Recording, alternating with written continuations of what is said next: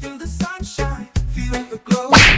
Summer vibes, just let it flow.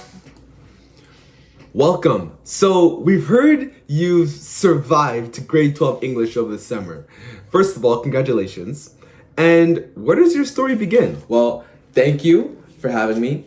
So to begin, the first assignment of this course asked me a question I didn't take too seriously at the time. Why does a 14-year-old girl cry when the boy she likes is coming over for dinner? Well, by the end of the course, I'd figured out the answer, and relieved, I can confirm it had nothing to do with her mom's cooking. Instead, it had everything to do with who gets to decide whether your story is worth telling straight or worth hiding. And that question, asked in 100 different little disguises, turned out to be the grade 12 English e-learn. Okay, so besides proving how dinner can somehow become an identity crisis, what exactly did English teach you about fiction and nonfiction? Well, nonfiction, at least the persuasive kind that we studied, especially, is honest about its intentions. So, you have a thesis, armed with your methods of proof, practical devices, so on and so forth. They're openly trying to move you from a position of doubt to agreement. And fiction, on the other hand, is like sneakier. It doesn't argue with you, it implicates you, it's trying to pull you in. So, for example, take Hamlet. He's a man who spends 5 acts performing madness so convincingly that he starts to lose track of where the performance ends and he himself begins. So that's not just like an old play about a ghost and sword fights. It's a study of what happens when you wear a mask for too long, that eventually you stop being able to, let's say, tell the difference between that mask and you yourself. I didn't expect a 400-year-old prince, I think 400 years, to explain my own story to me, but he did. So you spent weeks arguing that grade 12 should change one of its most famous novels. That's a pretty bold claim. Why? Well, because that's exactly my problem with keeping The Great Gatsby as, let's say, the only novel grade 12s get handed to as the great novel. I mean, Gatsby is a man who builds an entire mansion, an entire personality, all his relationships on a performance. And the novel does punish him for it, but I would say only from a safe distance. And it's narrated by an outsider who never has to live the consequences himself. And in my CPT 1, I argued for replacing it with what's the book called The Son of the House by an author named Chiluchi, Nigerian Canadian. And I think I'd just like to leave you with a line, like a quote that I've been working on. Gatsby watches wealth destroy someone else. The son of the house makes you sit inside what it costs to lose ownership of your own story. So Nuablu and Julie, the main characters of the book, don't get narrated at, they narrate themselves, to each other even, while literally being held captive. And some may argue that's a diversity swap for optics and etc., etc. But no, it's not. That's a novel doing structurally what Hamlet did psychologically, and what Amy Tan does emotionally. Asking who's allowed to hold the pen on their life.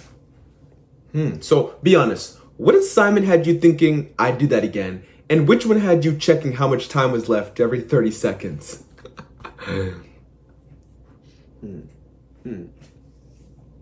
Well, once I started seeing the course that way, my favorite and least favorite assignments stopped looking like personal taste and more started looking like that same argument in miniature.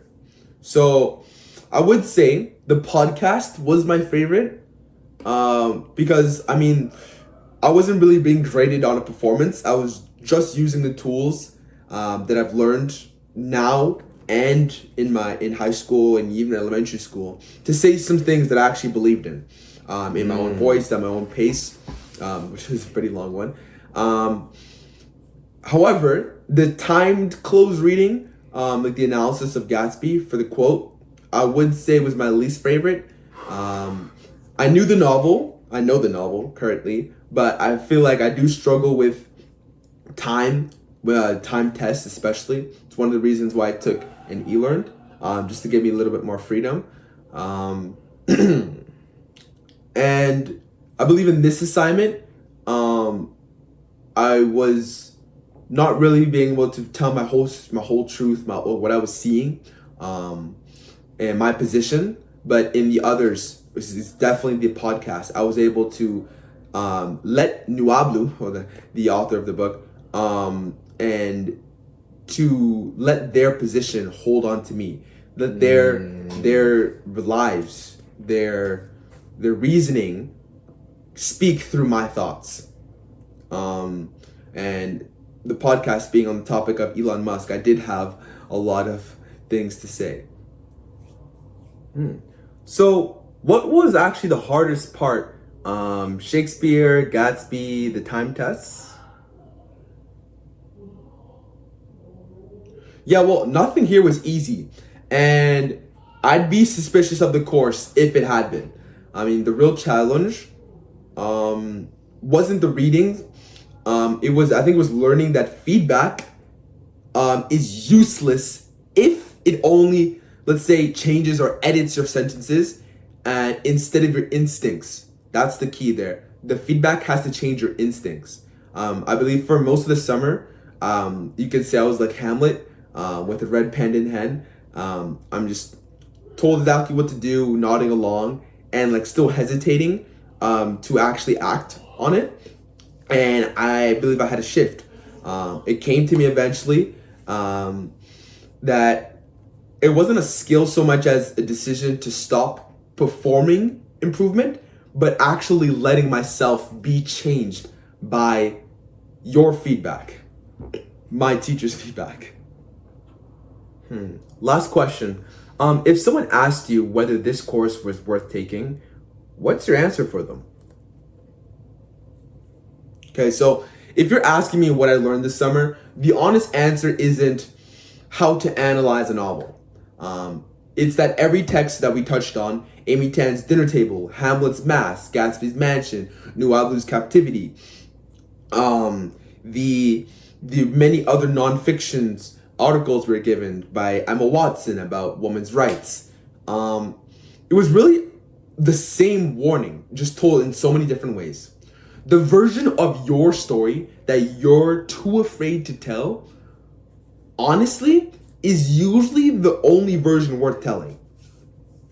And if you're deciding whether to spend a part of your summer on a course like this, go in expecting it to ask more of you than comprehension. It'll ask you to stop performing and start meaning it. And I believe I did. And unlike Hamlet, I'd like to think I came out on the other side still knowing exactly where the mask ends and I begin. Thank you for your time. Thank you as well. Thank you. Thank you.